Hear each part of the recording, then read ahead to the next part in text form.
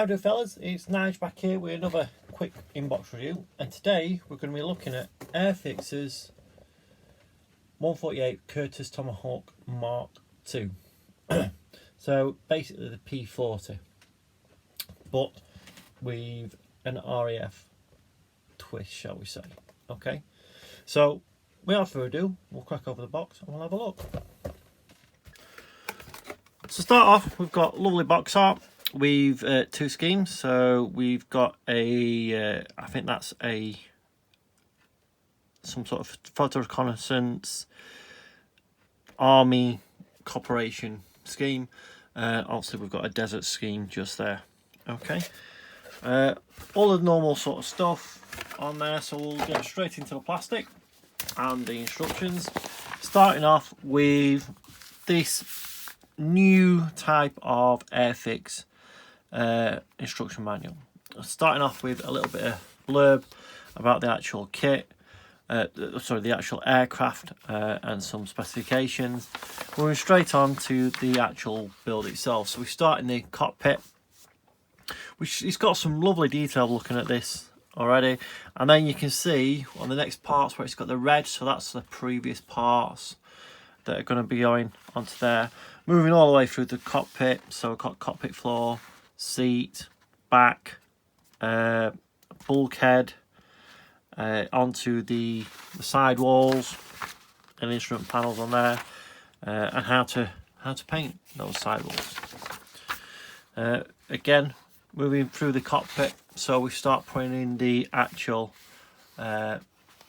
instrument panel, the pilot if you so wish, and then onto the different versions, so A and B, which we'll have a look at later, one with a camera or one with just a plain blanking plate. Installing the cockpit actually into the aircraft, and then looking at doing the big chin radiator that's on these aircraft. Okay, moving across again, and yeah, it's just following down, joining the two halves together, putting part of the chin on, and then cutting some tabs out, ready to insert where the weapons go. The two guns, I don't know what they are in this aircraft.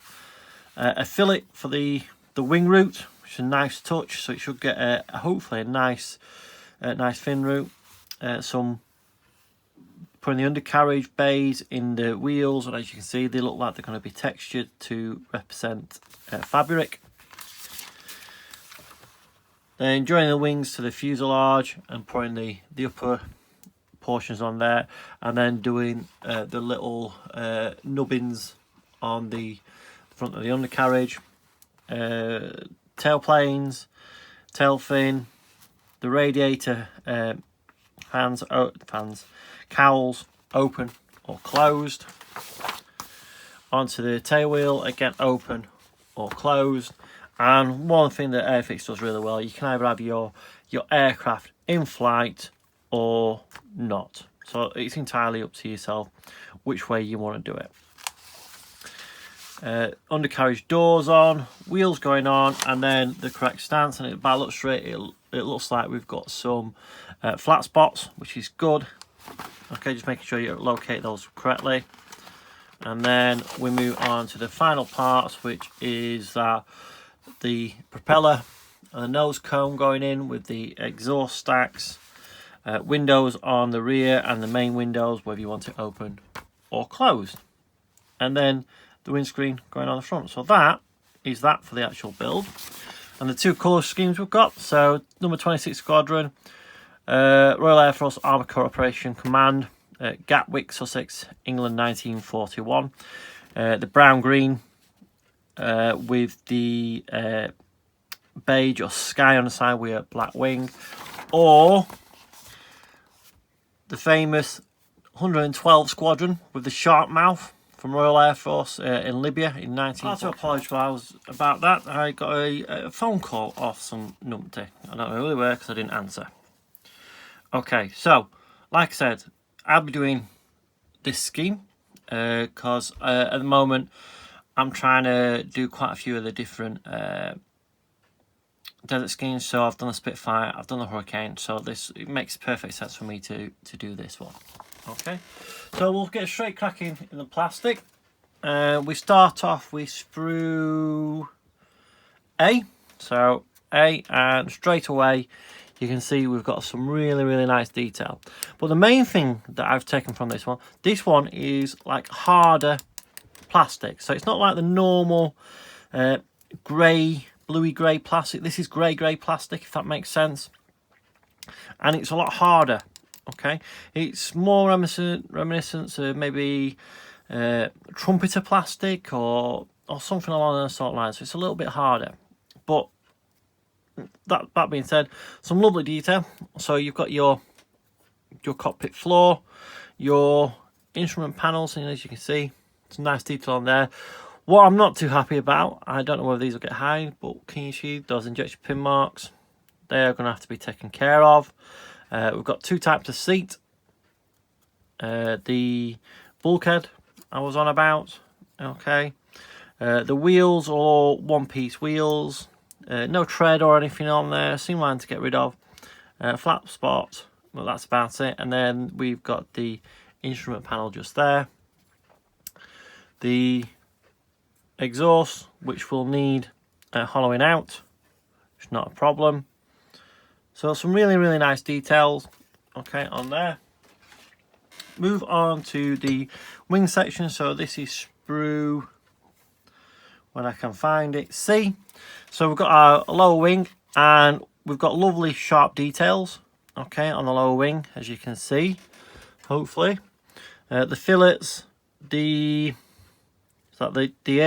bit for that goes on the nose where the weapons are, I'm not too sure. And then we've got the tail fin, tail rudders, and all that sort of stuff on there. A fuel tank, and the prop and cone.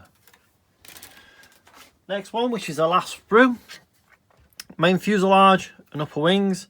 Again, some really nice detail, okay, with the panel lines, the chin radiator, okay, the other part of the prop, and yet look, some fabric detail in the wheel wells, but look right in the center.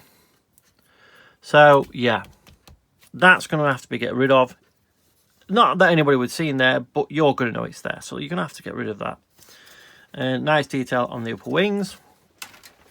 Last but not least is, well, not last but not least, because we've still got the decals, is the clear parts. And the clear parts are exactly that. They are very clear. So well done on that front Airfix. And then we move on to the decals. So I've just noticed on the actual kit itself, it says designed and manufactured in the UK. So these decals won't be cartographed, all right? So we'll just have to see how they react and how they behave. So we've got the common ones, and then the ones just for the North Africa, and one for the Army. They look perfectly fine, not too glossy, and they don't feel too thick, and not much carrier film really. Just mainly in between the R and the M's, but not in the centre of the D's or anything like that, which is really nice. So yeah, and that's it. So that's Airfix's Tomahawk, which looks like a really nice kit, and I can see it being a really quick build. Now it depends on whether you want to go to town with it. The last few Airfix kits I've built, the Spitfire Mark V and the Hurricane, I have re-riveted, which I think I'll probably do the same with it. Then I've got the set. Okay, got the three main fighters. Then it's just maybe a viewfighter and maybe some others that flew out in the desert. I can't remember off the top of my head what they were at the moment. But that's it for now. So I'll see you in the next one. Bye.